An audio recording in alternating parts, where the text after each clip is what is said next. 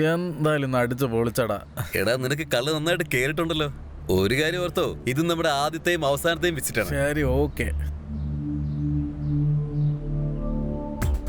ഒന്ന് നിന്നേ.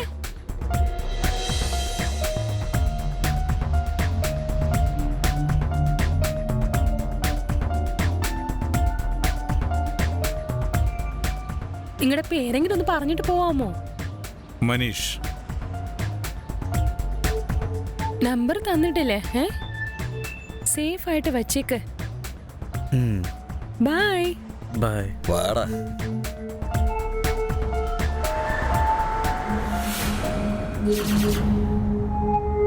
ഇവന്റെ അടുത്തുനിന്ന് എത്ര കിട്ടും കൊച്ചേ? ഒരുപാട് പൂത്ത കാശുണ്ടെന്ന് തോന്നുന്നു. ഒരല്പം ഒന്നങ്ങ് വളച്ചെടുത്താലുണ്ടല്ലോ, പിന്നെ വെണ്ണ പോലെ അതിങ്ങി വന്നോളും.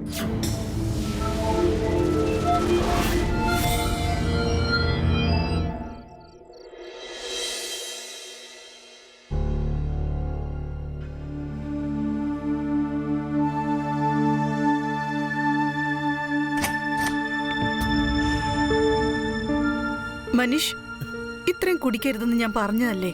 വാ, വന്ന് കിടക്കാൻ നോക്ക്. മുറിയിലേക്ക് പോവാം, വാ.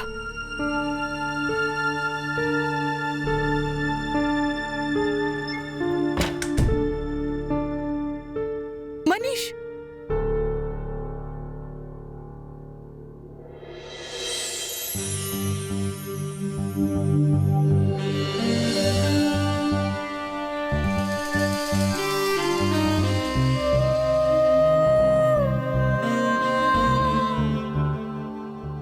നീ ഭയങ്കര സുന്ദരിയാ.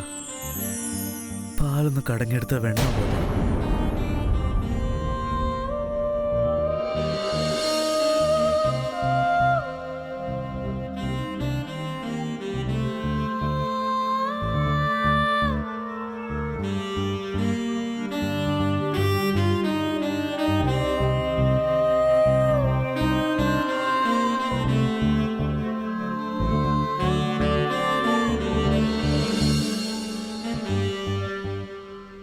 I love you, ദിവ്യ.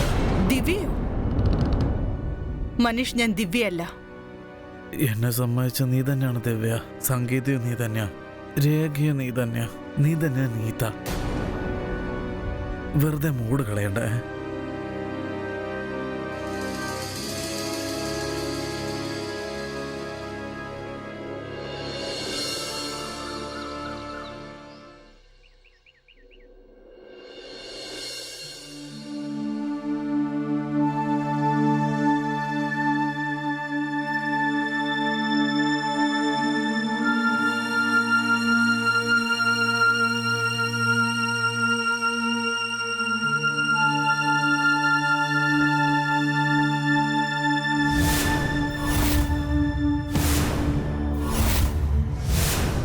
ദിവ്യയോ? മനീഷ്, ഞാൻ ദിവ്യയല്ല. നീത,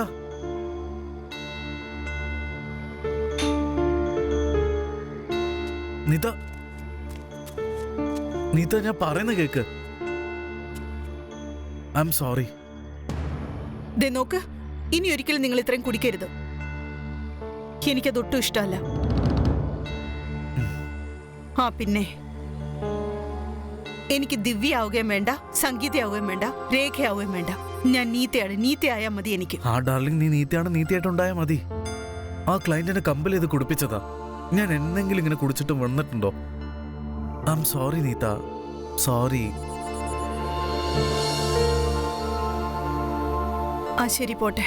ഇന്ന് അമ്മയെ ഡോക്ടറെ അടുത്ത് കൊണ്ടുപോകേണ്ട ദിവസം, അത് മറക്കരുത്. ഓക്കെ, ഞാൻ കറക്റ്റ് സമയത്ത് വന്നോളാം. ഇപ്പൊ ഹാപ്പി ആയോ?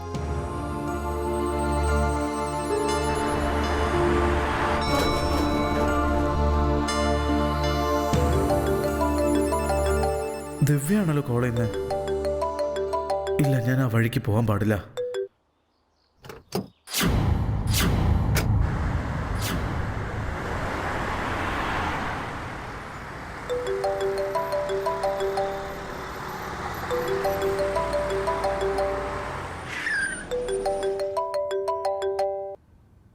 ഹലോ മനീഷ് സർ, നിങ്ങൾ എന്നോട് ദേഷ്യത്തിലാണോ? ഹേ, അങ്ങനെയൊന്നുമില്ല. പിന്നെന്താ ഫോൺ എടുക്കാതിരുന്നത്? ജോലി തിരക്കായിരുന്നു. ഇല്ല, അങ്ങനെ ഒരു കാര്യമൊന്നുമില്ല. പക്ഷെ നിങ്ങളുടെ ഓർമ്മ വന്നു, അതുകൊണ്ടാ ഫോൺ ചെയ്തത്. എന്തേ, എന്തെങ്കിലും തെറ്റുപറ്റിയോ? നീ വിചാരിക്കുന്നൊന്നുമില്ല. ശരി, അങ്ങനെയാണെങ്കിൽ വാ. പിന്നെ ഒരു കാര്യം, എന്റെ വൈകുന്നേരം നിങ്ങളില്ലാതെ ഭയങ്കര ഇൻകംപ്ലീറ്റ് ആണ്. ഇത് നോക്ക്, എനിക്ക് അങ്ങനെ ദിവസം ഒന്നും വരാൻ പറ്റില്ല അങ്ങോട്ട്. ജസ്റ്റ് ഇന്ന് മാത്രം വരാമോ പ്ലീസ്? എന്തിനാ? ഇന്ന് അവിടെ വല്ല സ്പെഷ്യൽ എന്തെങ്കിലും ഉണ്ടോ? ഒരു പ്രധാന കാര്യമുണ്ട്. ഒരു പക്ഷെ ഞാൻ ഇന്ന് നിങ്ങൾ വരുമ്പോ നിങ്ങൾ എന്താണോ ആഗ്രഹിക്കുന്നത് അതെല്ലാം കിട്ടുന്നതാണ്. പക്ഷേ മനസ്സുവെച്ച് വിളിച്ചാ അത് റിജക്ട് ചെയ്യാനേ പാടില്ല. പിന്നെ ഒരു കാര്യം അറിയോ, ഞാൻ ആദ്യമായിട്ട് എന്റെ ജീവിതത്തിൽ ഒരാളെ ഫോൺ വിളിച്ച് വരാൻ പറയുന്നത്. ഇനി നിങ്ങൾ വന്നില്ലെങ്കിൽ ഞാൻ ഈ വൈകുന്നേരം മുഴുവൻ കരഞ്ഞോണ്ട് ഇവിടെ തന്നെ ഇരിക്കും. ഇനി നിങ്ങളുടെ ഇഷ്ടം.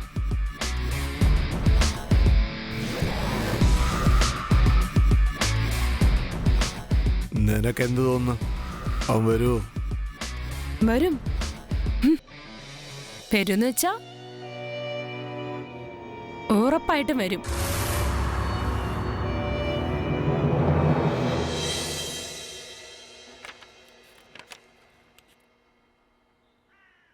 മോളെ, മനീഷ് വരുന്നല്ലേ പറഞ്ഞത്? അതെ അമ്മ, വരാന്നാ പറഞ്ഞത്. ഞാൻ ഏതായാലും ഒന്ന് വിളിച്ചു നോക്കട്ടെ.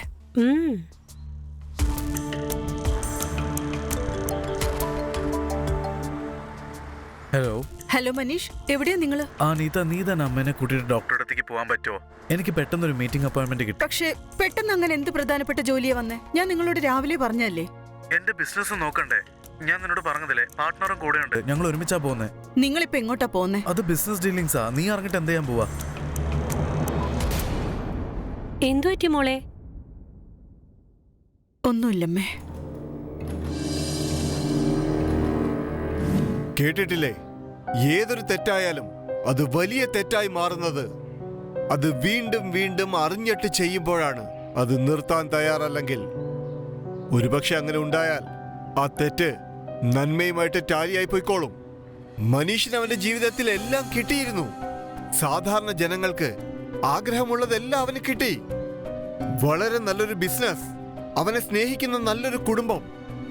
പക്ഷെ മനീഷിന്റെ സന്തോഷമുള്ള ജീവിതത്തിൽ പ്രശ്നങ്ങൾ വന്നു തുടങ്ങി. എപ്പോൾ മുതലാണ് വന്നത്? ആദ്യമായിട്ട് ഡാൻസ് ബാറിൽ കാലുവെച്ചപ്പോ. പക്ഷെ രണ്ടാം തവണ ദിവ്യ വിളിച്ചിട്ട് അവൻ ബാറിൽ പോയ സമയത്ത് അത് വെറും തെറ്റല്ലായിരുന്നു. അവന്റെ ജീവിതത്തിനെ തന്നെ നശിപ്പിക്കുന്ന വലിയൊരു പ്രശ്നം, അതിന്റെ ആദ്യത്തെ പടിയായിരുന്നു അത്. മനീഷിന് ഇത് മനസ്സിലാക്കാൻ പറ്റിയില്ല.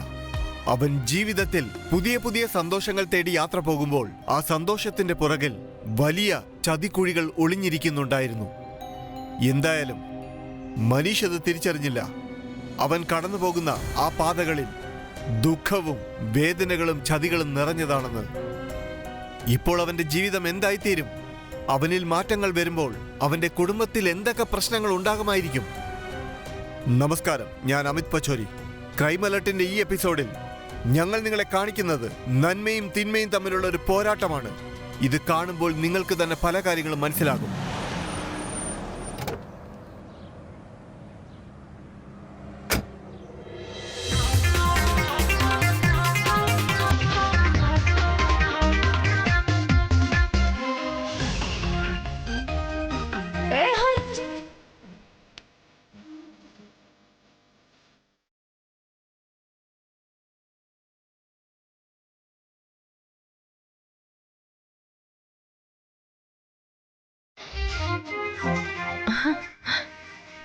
ഇന്ന് വേണ്ട.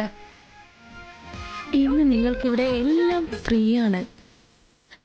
ഇത് നിങ്ങൾക്ക് വേണ്ടി ദിവ്യ ഫ്രീ ആയിട്ട് ഡാൻസ് കളിക്കും.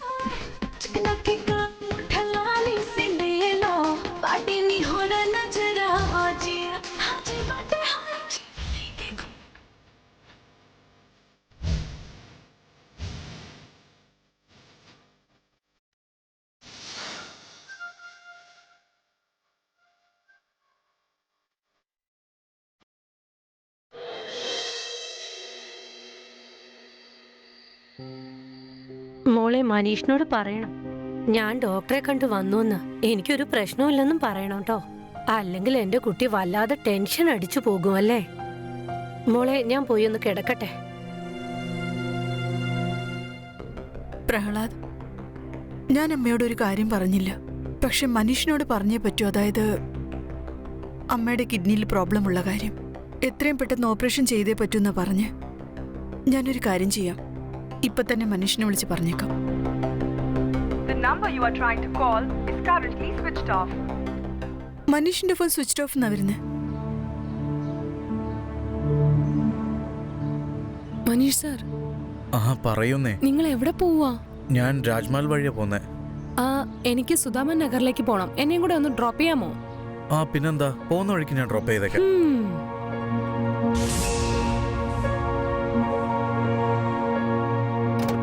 കേറൂ.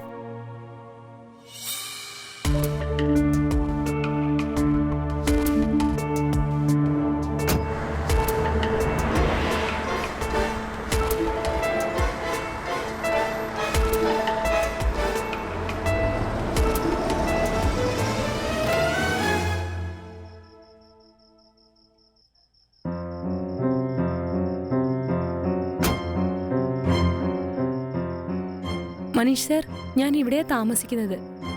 എന്നാ ശരി, നീ ചെല്ല്, ഞാനും ഇറങ്ങാം. മനീഷ് സാർ, ഇന്ന് നിങ്ങൾ മദ്യം അധികം കുടിച്ചിട്ടുണ്ട്. അതുകൊണ്ട് ഇവിടെ വീട്ടിൽ നിന്ന് നാരങ്ങ വെള്ളം കുടിച്ചിട്ട് ബോധമൊക്കെ വന്നതിന് ശേഷം വീട്ടിലേക്ക് പോകാം. എന്താ, നിങ്ങൾക്ക് എന്നെ കണ്ടിട്ട് പേടിയാവുന്നുണ്ടോ?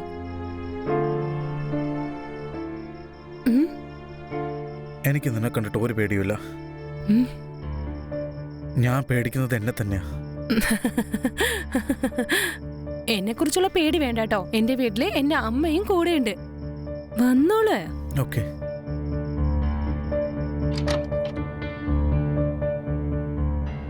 വരൂ. ഇതാ എന്റെ ചെറിയ വീട്. അല്ല, ഇവിടെ ഒന്നും അമ്മേനെ കാണുന്നില്ലല്ലോ. അമ്മ മേലെയാ, വാ കാണാം. ശരി, പോവാം. വരൂ. അമ്മേ. ദിവ്യ മോളെ, നീ വന്നോ? അമ്മേ, ഇതാണ് മനീഷ് സാറ്. നമസ്കാരം അമ്മേ. വേണ്ട, കിടന്നോളൂ. എന്താണ് പ്രോബ്ലം അമ്മയ്ക്ക്? അമ്മ പാരാലിസിസ് ആയിട്ട് കിടക്കാണ്. അമ്മയുടെ 2 കാലിനും ശേഷിയില്ല. അമ്മ ഉറങ്ങിക്കോ, ഞാൻ താഴെ പോയിട്ട് വരാം. ശരി അമ്മേ, നന്നായിട്ട് കിടന്ന് റെസ്റ്റ് എടുക്കൂ. വന്നാലും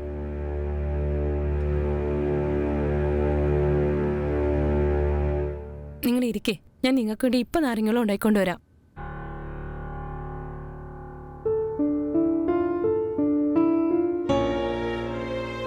The number you are trying to call is currently switched off. Please try again later.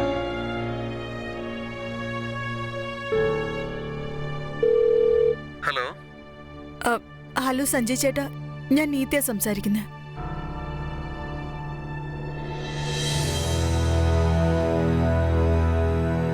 ഇതാ കുടിക്കേ, നാരങ്ങ വെള്ളം. Thank you.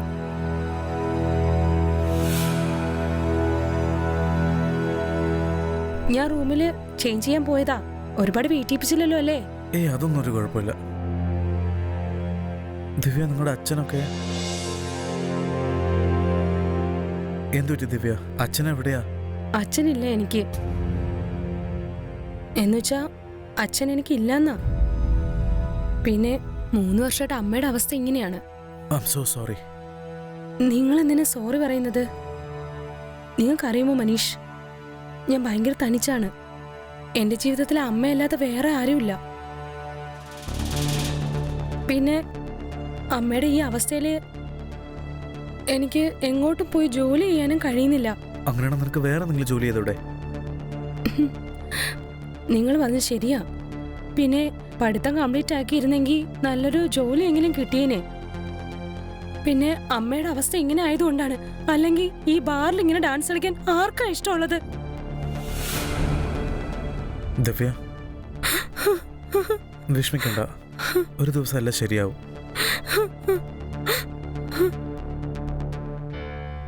നീ സമാധാനിക്കേ.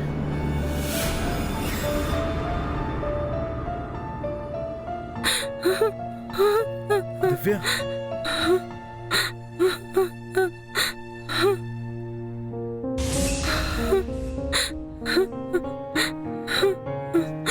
മനീഷ്, നീ കരയണ്ട.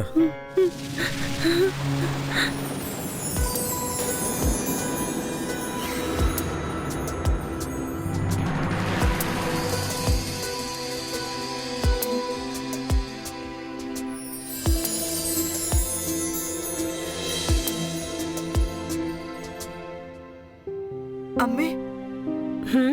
അമ്മ ഇതുവരെ കിടന്നില്ലേ? എന്താ ഇങ്ങനെ ഇരിക്കുന്നേ? ഓർക്കം വരുന്നില്ല അമ്മയ്ക്ക്? മോളെ, വൈകുന്നേരം മുതൽ ഞാൻ കാണുന്നുണ്ട് മനീഷിന്റെ കാര്യത്തിൽ നിനക്ക് നല്ല വിഷമമുണ്ട്. എന്റെ മനസ്സിന് എന്തൊക്കെയോ ടെൻഷൻ. മോളെ, എന്താ കാര്യം? അമ്മ, എനിക്ക് തോന്നുന്നു നമ്മുടെ കുടുംബത്തിന് ആരുടെയോ കണ്ണ് കിട്ടിയിട്ടുണ്ടെന്ന്. നോക്ക് മോളെ, എല്ലാ കാര്യത്തിലും നമ്മൾ നല്ലതുപോലെ ഷാർപ്പായി ഇരുന്നാല് പിന്നെ ആര് കണ്ണു വെച്ചാലും നമ്മളെ അത് ഒരിക്കലും ബാധിക്കില്ല.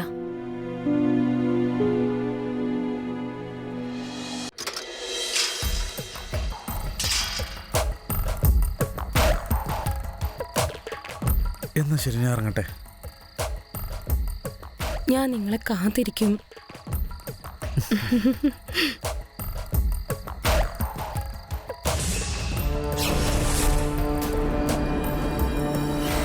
വാ മോളെ, നീ അദ്ദേഹത്തെ നിന്റെ കാമുകനാക്കി മാറ്റിയോ? ഇതെല്ലാം നിങ്ങൾ തന്നെയല്ലേ പഠിപ്പിച്ചു തന്നത്? അവനെ നന്നായി പരിപാലിക്കണം. ഒരു 10-12 ലക്ഷം കിട്ടും. അമ്മേ, 10-12 ലക്ഷം കൊണ്ട് ഇപ്പോഴൊക്കെ എന്ത് ചെയ്യാനാ? ഞാനാണെങ്കില് കുറച്ച് ദൂരം കൂട്ടിയാ ചിന്തിക്കുന്നത്.